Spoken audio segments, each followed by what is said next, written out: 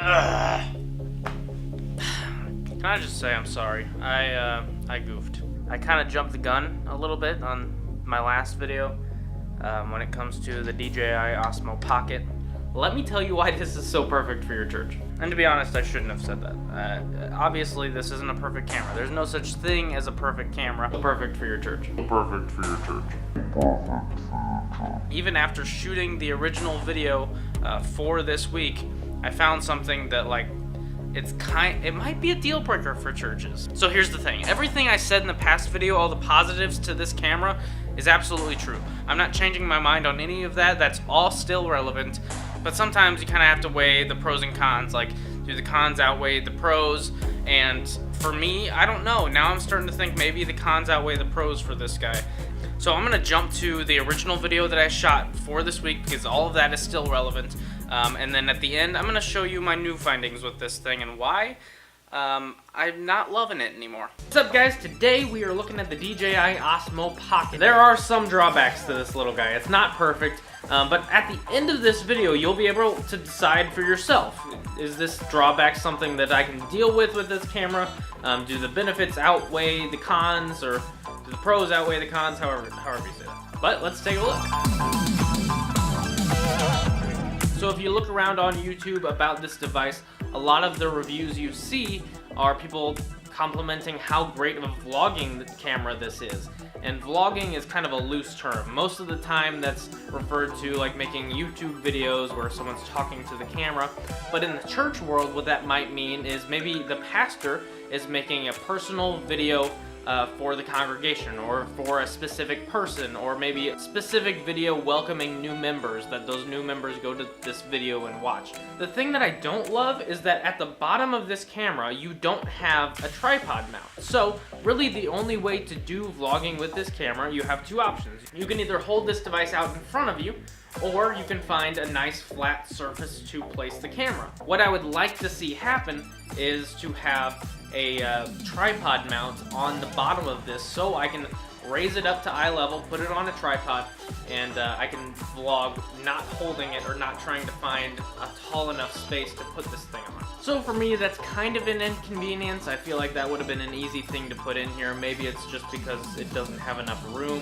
The other thing that I don't love is, and this just comes with the fact that this thing is small. I don't know that there really is a solution, but you should probably know that when you have a smaller gimbal, it doesn't matter how fluid you try to walk, you will always kind of get this up and down, very subtle fluid motion. Because this is a 3-axis gimbal, the stabilization on this thing really is good.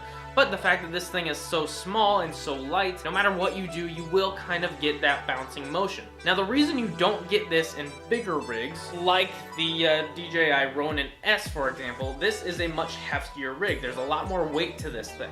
So when I'm walking with this thing, trying to be very subtle in my steps and in my movement, all of the energy is actually being absorbed in this device. Now, with a smaller gimbal like this, it's not going to absorb much energy, so you're going to see a lot more of that bounce. And you can even look at a side-by-side comparison shooting the exact same thing if I do this on the Ronin S versus if I do this on the DJI Osmo Pocket. But the one way to cheat that is by shooting in slow motion, or a higher frames per second, and then slowing that down. So if you're shooting like 60 frames a second and then slow that down to 50%, that's an easy way to cheat it, but there are some situations where you don't want to shoot in slow motion, so there's that. And one thing I'll say about this camera is it's a very good camera. It's got a nice lens on it. You get some really decent color coming out of this without any color correction going on.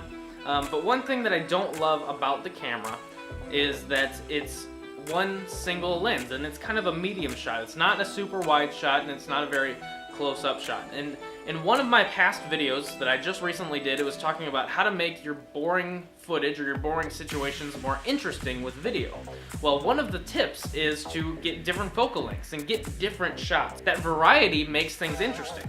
However, with this camera, you really only have one option. You can only have this medium shot, and that would be the advantage to having a larger rig like the Ronin S, or even like a glide cam or something like that, you can put your camera on top with interchangeable lenses, or if nothing else, a camera that can zoom in and out, even if it's not a different lens. You don't have that option with this camera, so you're kind of stuck to the focal length that they give you. Let's talk about the audio. So on this device, the microphone is actually located right above the record button, which is not a bad place for it, because if I'm looking to make vlog style content like this, that's where I would want the microphone, pointed at me. And from what I can tell, the audio really isn't terrible. It's not the best audio in the world, it's nothing to brag about, but it's totally manageable. But the disadvantage of that microphone being where it's at, well sure, if I'm shooting videos of myself, I get fairly good audio. But if I'm shooting videos of someone else on the other side of the camera, the audio is not so great. What's wrong? I can't get it. It's not Can't get it to do what? I want it to. It's not working. And so lastly, let's talk about the thing that might be a deal breaker for me. So yesterday we had a New Year's Eve celebration worship service at my church, and this was the first one we've ever had. So I wanted to get some footage of the event, that way we could use it for future promotion videos. So I was using the DJI Osmo Pocket, and it's not a pitch black room by any means. This camera handled it so poorly. Like, the footage with the noise that's in there is hardly usable. We'll still probably use it, unfortunately, but that's an event that's not gonna happen for another year, so that's the footage that we got. And looking back at it, I was so bummed by the amount of grain. And now when I was looking at the settings and stuff, I knew that the ISO on this guy was bumped up to 3200, so that's pretty high, but some cameras are able to handle that high of ISO and handle the amount of noise. This camera doesn't even try, it doesn't seem like there is so much noise, and quite honestly I was worried that was gonna happen. So just out of curiosity, I took out my phone and shot like a 10-second clip, and just to see how well my phone, the Pixel 3, did in low light, and there's no comparison. So unless you are in the perfect lighting situation, this thing is almost unusable. That's why I had to apologize when I said this thing is so perfect for churches. So perfect for your church. A lot of times churches are a little bit darker, and if you're using this thing, I don't know. I mean, I don't know that your footage is going to be usable, but I feel like I would be misleading you if I didn't make a video telling you this.